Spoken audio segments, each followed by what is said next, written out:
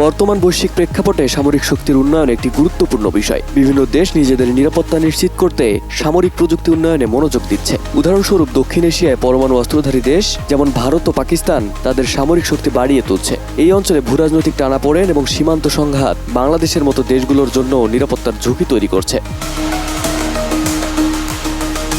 বাংলাদেশ একটি প্রতিরক্ষামূলক নীতি অনুসরণ করে। দেশটি বর্তমানে সীমান্ত সুরক্ষা, সন্ত্রাস দমন এবং আঞ্চলিক স্থিতিশীলতা বজায় রাখার জন্য কাজ করছে। সেনাবাহিনী, নৌবাহিনী এবং বিমান বাহিনীকে আধুনিকরণের প্রক্রিয়া রয়েছে বাংলাদেশ। তবে পরমাণু অস্ত্রধারী দেশের বিপরীতে বাংলাদেশের প্রচলিত সামরিক শক্তি তুলনামূলকভাবে সীমিত। কিন্তু প্রশ্ন হলো, আদৌ কি বাংলাদেশ পারমাণবিক অস্ত্র বানাতে পারবে?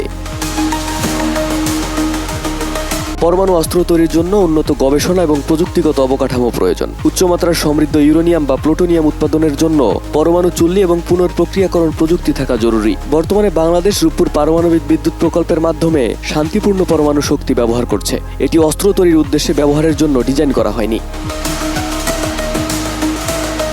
তবে এই চুক্তিতে এখনো স্বাক্ষর করেনি ভারত, পাকিস্তান ও ইসরায়েল। উত্তর কোরিয়া স্বাক্ষর করলেও ঘোষণা দিয়ে তারা চুক্তি থেকে বের হয়ে আসে। এ পর্যন্ত বিশ্বের 191টি দেশ এই চুক্তিতে স্বাক্ষর করেছে।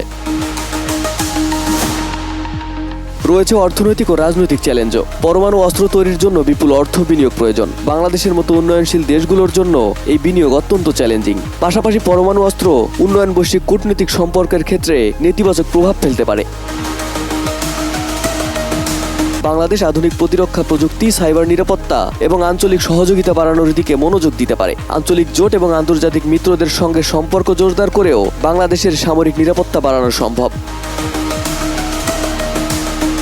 পরমাণু বিস্ফোরক তৈরি করার সক্ষমতা প্রযুক্তিগতভাবে সম্ভব হলেও বাংলাদেশের নীতি, আন্তর্জাতিক বাধ্যবাধকতা এবং নৈতিক অবস্থানের কারণে এটি বাস্তবায়ন করা অত্যন্ত অনিশ্চিত। তবে নিরাপত্তা বিশ্লেষকদের মতে বৈশ্বিক হুমকির মোকাবিলায় বাংলাদেশকে তার সামরিক শক্তি বাড়াতে বিকল্প পন্থা অনুসন্ধান করতে হবে, যা আন্তর্জাতিক আইনের সঙ্গে সামঞ্জস্যপূর্ণ এবং দেশের উন্নয়ন অগ্রগতিকে ব্যাহত না করে।